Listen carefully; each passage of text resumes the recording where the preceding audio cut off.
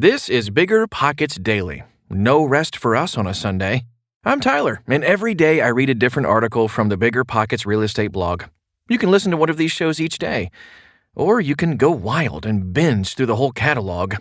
This isn't a new show, and most of these articles outline concepts that stand the test of time. Opinion: I don't trust anyone who wholesales. Here's why. By Darren Sager. I've been investing in real estate for more than 20 years. No matter where we are in the market cycle, people are always looking for a deal. I've been asked on a consistent basis if I know any good wholesalers, and every time I hear that question, I wince. My response to pretty much anyone who's asked me is the same. Over and over again I say, I have not met a single person in the NYC area who's worthwhile as a wholesaler. I explain further that, in my opinion, they can be greedy, they can't calculate repair costs, they sometimes cherry-pick comps that show the properties in the best light and disregard less-than-flattering comps, many of which appraisers would use. And that's just the beginning of the story. In my opinion, wholesaling isn't the way to go. My opinion is that many who wholesale on a regular basis dabble in gray areas in terms of the law. In my area, I see bandit signs all the time offering people cash for their property. I also get calls and text messages from wholesalers asking me if I want to sell one of our rentals. The majority of the time, what most people don't realize is that person putting up the signs or calling and texting you has zero intention of actually purchasing the property themselves. So, from the get-go, there's a dishonest motive to their actions. What I realize is, in the end, there are wholesalers who are only in it for themselves and no one else. Despite what some of them think, they aren't out there providing a good service for real estate investors. As real estate agents and members of the National Association of Realtors, NAR, we take an oath which binds us to act as a fiduciary for our clients, who are buyers and sellers. I'm not going to claim that all realtors actually live up to this oath. Unfortunately, they don't. There are a number in the industry of more than 1.3 million who are only concerned with themselves too. However, I do think they are the minority, and there is a difference between someone who's a licensed agent and those who are members of the NAR. Members take the oath, while licensed agents do not. But non-members still have to do business based upon state laws, which restrict their actions. In most cases, net listing a property is clearly illegal. You might be thinking, wait a second, Darren, I thought you were talking about wholesaling a property. Yes, I am, 100%. But to understand wholesaling, you also need to understand net listings. So, let's dive in and look at both through a fictional example. What is a net listing in real estate? Susan is an elderly homeowner. She's been in her home for more than 25 years and has not been able to keep up all the typical homeowning duties. So, there's a lot of deferred maintenance, to say the least.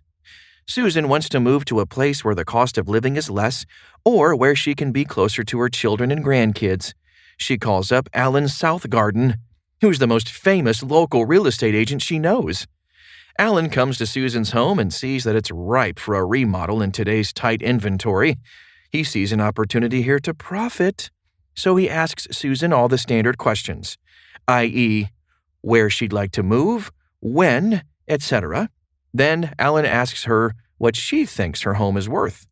Susan replies she thinks it's worth $260,000. Alan asks if she would be happy if he was able to net her $260K for the home, and she confirms she would. So, Alan guarantees her she's going to receive $260K for the home outside of any legal fees and taxes associated with the sale. Susan is happy. Alan, being the sharp agent he is, knows that Susan's home is worth at least $410,000 in the current market. With an investment of $75,000 in repairs, the home could be worth at least $650,000 based upon the comps he knows of. So, Alan shops the property to his list of investors and cash buyers who can close quickly and shows the home to those interested. More than one jump on the opportunity Alan has presented. The home gets bid up to $428,000. Meanwhile, Susan is completely unaware. All she knows is that she's getting a buyer to pay her $260,000 and she can move closer to her grandkids. At the closing table, Susan is shocked. She was completely oblivious to the fact that Alan was actually selling the house for $428,000, equating to a payday of $168,000 for him. She's furious, and rightfully so. Alan was not acting as a fiduciary for Susan. He was acting in his own best interest. This is an example of a real estate agent doing a net listing. You can see why it's against the law in most states. What is wholesaling in real estate? So, what if Alan was a wholesaler and not a real estate agent? Here's how that scenario would look. Alan purchases a list of homeowners who've been in their home greater than X number of years. Susan is in the same scenario described above, sitting in her home with lots of deferred maintenance. She gets a call from Alan. He says he's interested in purchasing her home all cash. He's been looking to find a place to live in the area. Would she consider selling to him directly? Susan, as mentioned, wants to live closer to her grandkids, so she says yes. Alan comes over and does a walkthrough. On the spot, knowing the home's potential, he asks Susan what she wants for the home. She tells him $260,000. Alan agrees to buy it for that amount. Alan has Susan sign a contract to sell her home. However, he tells her that he's not sure how he wants to close on the home.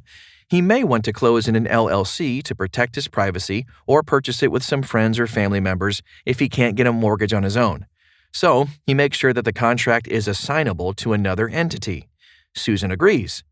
Alan also explains to Susan that he's going to need to take some photos and have his contractors walk through the home on several occasions. He'd also like to walk through with some of his students in the housing industry.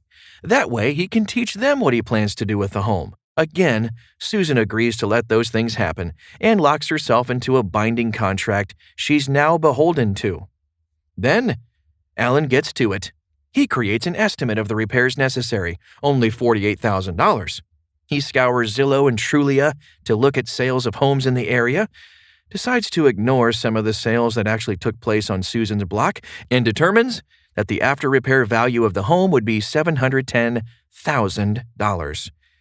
Alan prices the property at $450,000 and creates a marketing sheet with all the numbers and photos of the property. He uploads them to Dropbox so that they're easily accessible to anyone. He reaches out to his cash buyers and those who can close quickly with hard money. Due to the limited inventory available at the time, demand from the list is high, especially with the numbers he puts out. He set a date for the walkthrough. Alan lets Susan know that he's going to have his students come on the following Saturday, and she agrees. He asks if it would be possible for her to not be there. She says she can find something else to do at that time. Alan has more than 20 parties show up, and he parades them around the home. Many are interested. He winds up getting multiple offers, but none are near his asking price. It seems they were aware of the actual average price of recent home sales on this specific block, only $650,000. He agrees to work with the buyer he's done business with in the past. The offer price is $418,000. The buyer wants to do a home inspection on the house, so Alan lets Susan know he's sending his contractors through the home. Upon inspection, there is some structural work needed.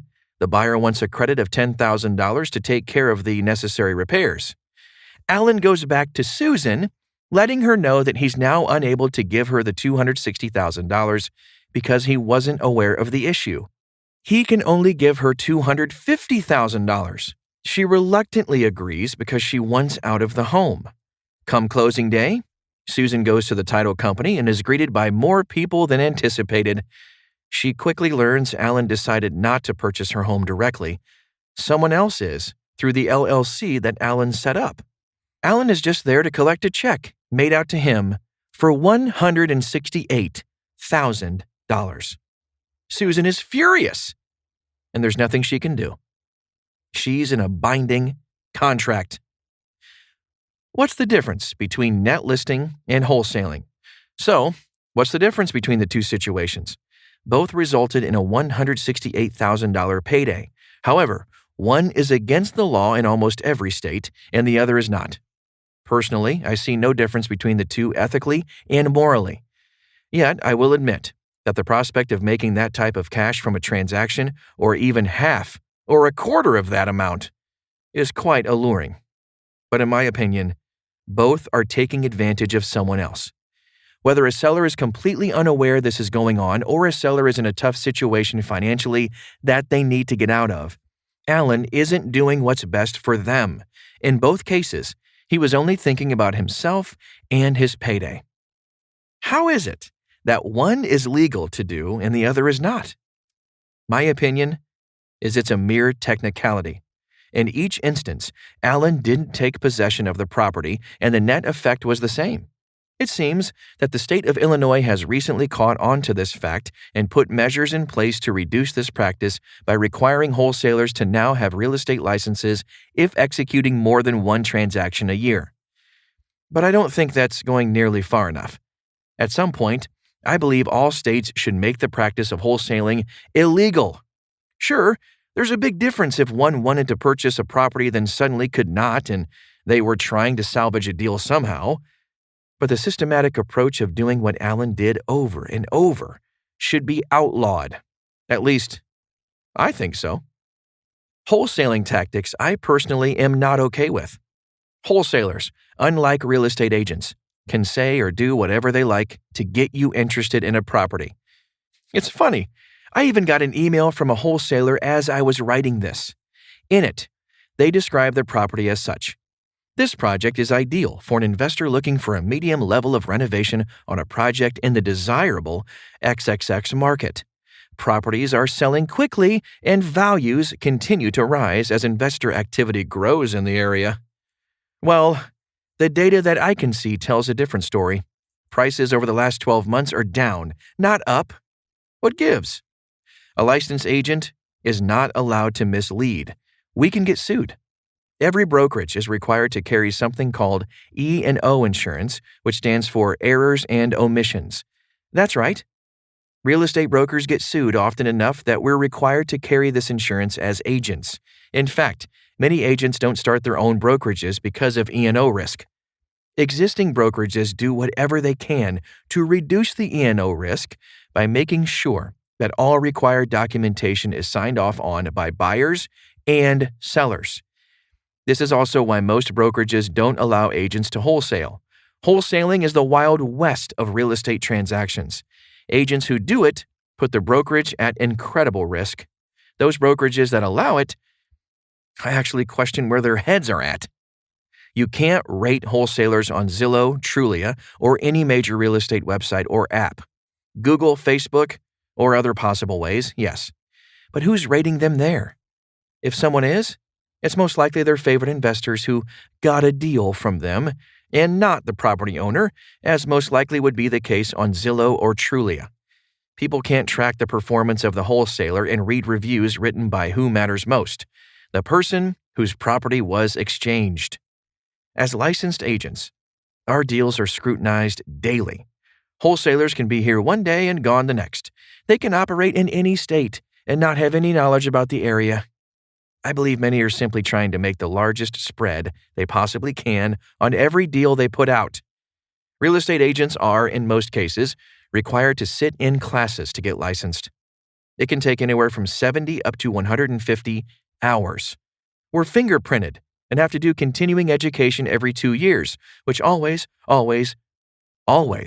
includes classes on ethics.